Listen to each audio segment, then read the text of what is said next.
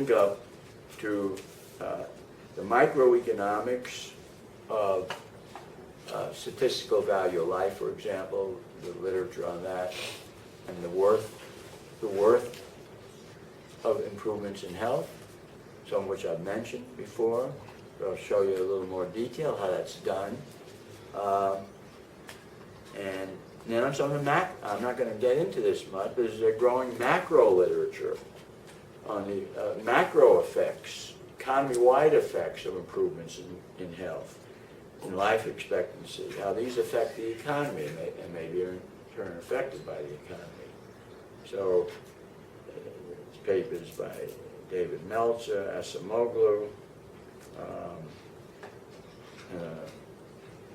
Alan Young, and a bunch of other people that on what I call the macro aspects of health, which are interesting. I just don't think we're going to have time to discuss them.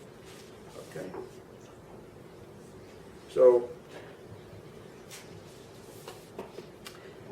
the micro theory and the macro theory of health is based on micro theory. So you have to know the micro theory to talk about the macro aspects in a deep way.